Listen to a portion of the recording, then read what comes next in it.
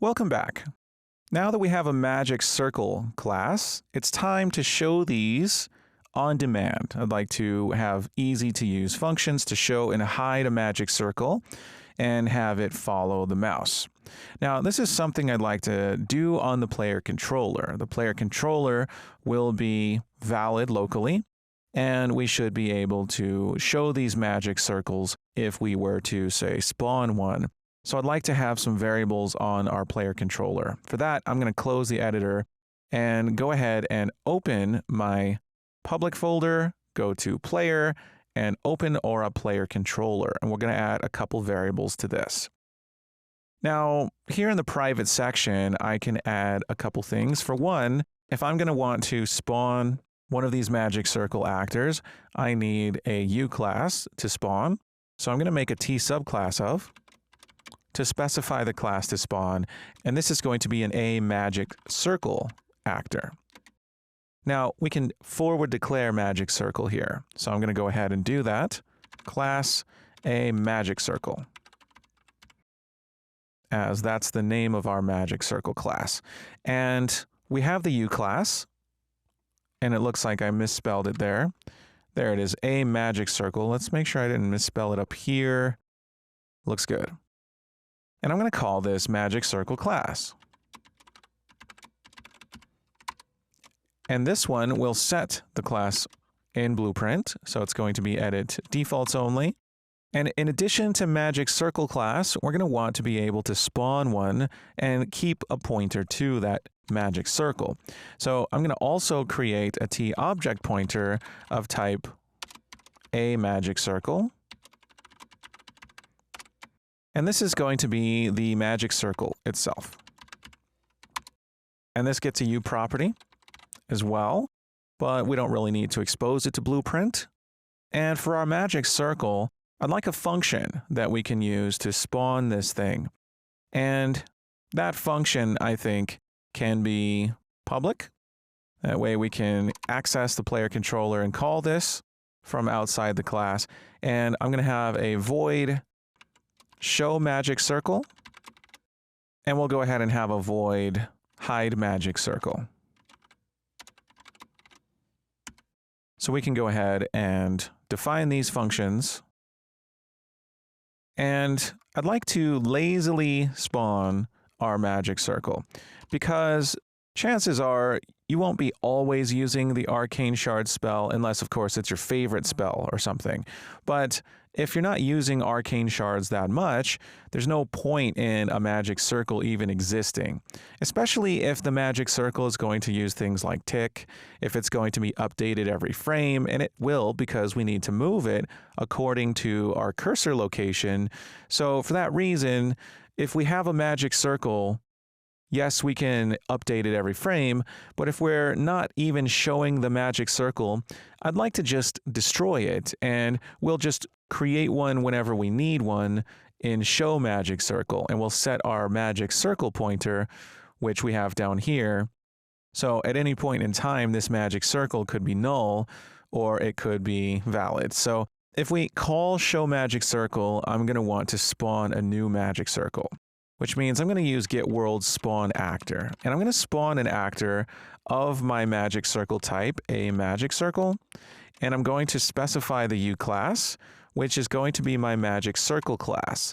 And if I spawn this, then my magic circle is going to be valid because I'm going to store this in my magic circle pointer.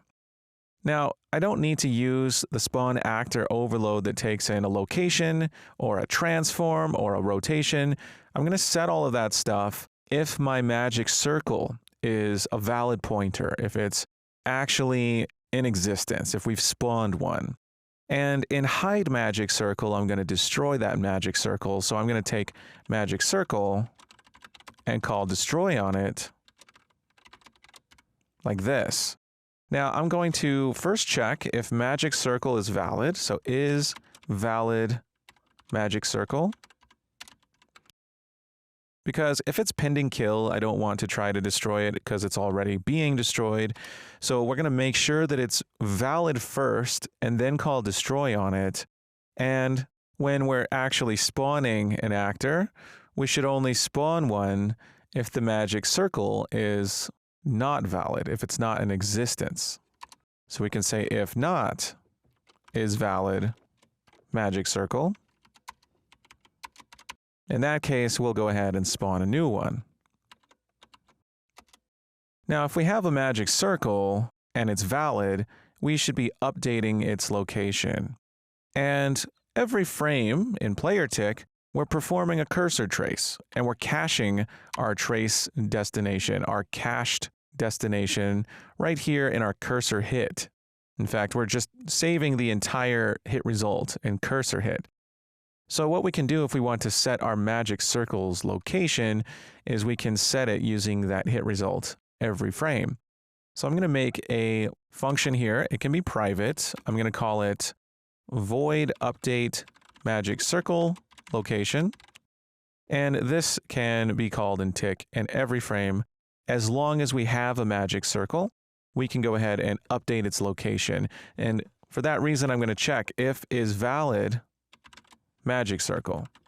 That way we don't have to worry about this if the magic circle isn't valid, and most of the time this is going to fail. So what we'll do is we'll take our magic circle and we're going to update its location. We're going to call set actor location, and we need to take our cursor hit dot impact point. We can use that. So we're updating that location. We can call update magic circle location in our tick function, player tick. And most of the time, the circle won't be valid unless, of course, we're showing it. Now, show magic circle and hide magic circle could both be blueprint callable functions, just so we can easily show and hide the circle from blueprint. And so I'd like to do that. I'm going to make them both a blueprint callable function. And this allows testing to be a lot easier for this. So with all that, let's go ahead and compile and launch so that we can test out showing that circle by calling a blueprint callable function. Okay, so we can go ahead and open up that magic circle. There's really nothing to do here, though. We want to go into Blueprints Player and open BP Aura Player Controller so that we can set some things here. For one, we need to set that class for our magic circle. So we can find that magic circle variable. Here it is, magic circle class, and we can set it to BP magic circle. And with that, we can just call show magic circle on begin play, and we can hide it. We can test that out by just using a delay, and we can delay for about, say, 5-6 seconds, and then we can call hide magic circle, in which our magic circle will be destroyed. So let's try this out. We'll go ahead and compile. We'll save all, and we'll press play. And here's our magic circle. It's following our mouse location, and in 5 seconds, there it goes. It goes away. And we can try bringing it back again after another delay. I'm just going to duplicate these nodes. I'm also going to duplicate that delay, and I'll make it a 1-second delay. And after we hide the magic circle, we'll wait for a second, and then we'll show the magic circle for another 5 seconds. So we can try turning this on and back off. So it's on for 5 seconds. And we can now see that it's gone, and a second later it's back. 5 seconds after that, we should see it go away.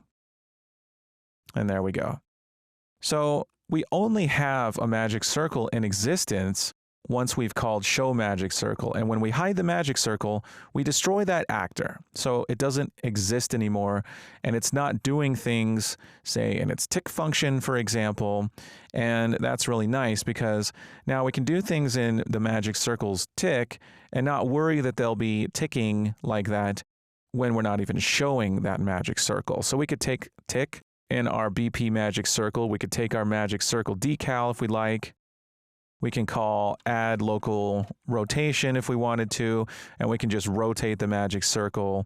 We can go ahead and split the struct pin, and we can take delta seconds, multiply it by some value, say 10 or maybe 8, something small, and we can change its pitch. Now remember, if we show that magic circle, if we were changing its yaw, it would be rotating about its z-axis, but if we're changing its pitch, we're actually going to be rotating it about its y-axis. So actually, I think it's the roll that we need to change. So we're going to actually add rotation to the roll. And Magic Circle Decal actually is not exposed to the event graph. So if we're going to want to play around here in the event graph with it, we're going to have to expose it.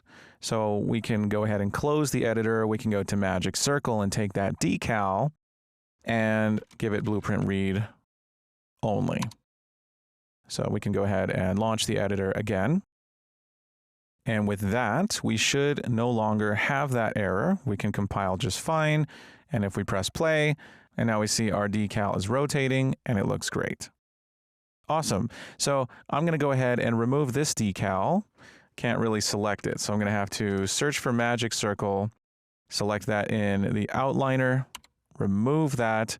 And now we just have that decal and it's being spawned by our player controller. And of course, it goes out and back in based on those delays that we have here. We're just playing around in blueprints at this point, but we now have the ability to show and hide the Magic Circle, and that's going to be crucial for our Arcane Shards ability. So excellent job, and I'll see you in the next video.